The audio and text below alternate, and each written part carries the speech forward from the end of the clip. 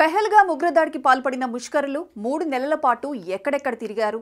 ఇన్నాళ్లు దట్టమైన అడవుల్లోనే ఉన్నారా? వారి జాడ ఎలా కనిపెట్టారు? ఎలా మట్టు పెట్టారనే విషయాలు ఉత్కంఠ రేపుతున్నాయి. అనేక సందేహాలు వెంటాడుతున్న నేపథ్యంలో కేంద్ర హోంశాఖ అధికారుల వివరణలు, పార్లమెంట్లో హోంశాఖ మంత్రి అమిత్ షా ప్రకటనతో క్లారిటీ ఏర్పడింది.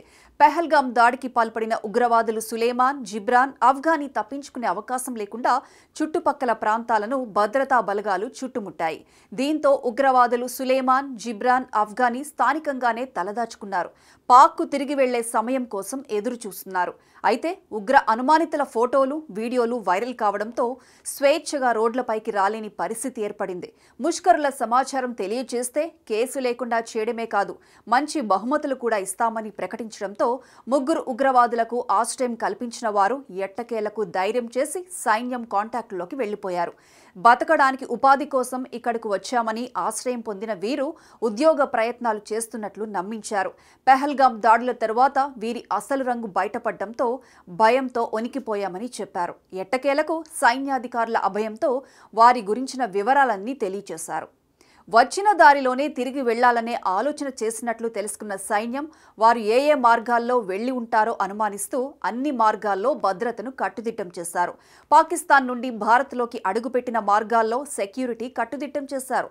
పెహల్గాం ఉగ్రవాదులు చివరిసారిగా 2 AK-47 తుపాకులతో పాటు M9 ఉపయోగించారని తెలుసుకుని వాటిని మరెక్కడైనా ఉపయోగించారేమోనని అడవుల్లో సైతం జల్లెడ పట్టారు.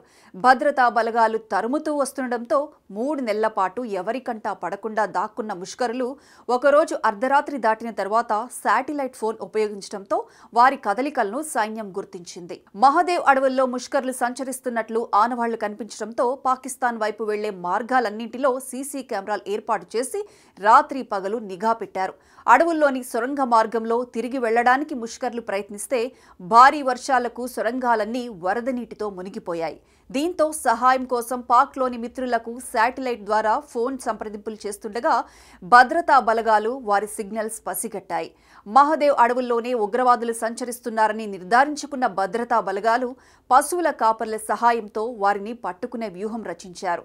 ఖరీదైన సిగరెట్ ప్యాక్లు, చలిని తట్టుకునే కోల్డ్ కాఫీ, చాక్లెట్లు ఇచ్చి పశువుల కాపర్లను మచ్చుక చేసుకున్నారు. వారి సంచారం కనిపిస్తే తమకు తెలియజేస్తే మంచి బహుమతి, భారీగా నగదు ఇస్తామని ఆశ పెట్టారు. కొందరు పశువుల కాపర్లతో ఉగ్రవాదులు నిజంగానే సంబంధాలు పెట్టుకుని బయట నుంచి ఆహార పదార్థాలు తెప్పించుకుంటున్నారని గుర్తించారు.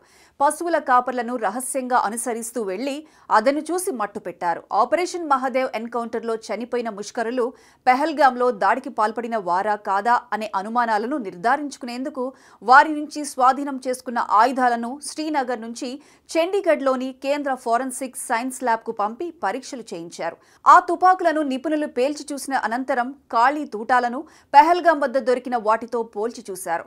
పెహల్గాం ఊచకోతలో వాడిన తుపాకులు ఇవేనని ఫోరెన్సిక్ నిపుణులు నిర్ధారించడంతో కేంద్ర ప్రభుత్వం పార్లమెంట్లో ప్రకటన చేసింది.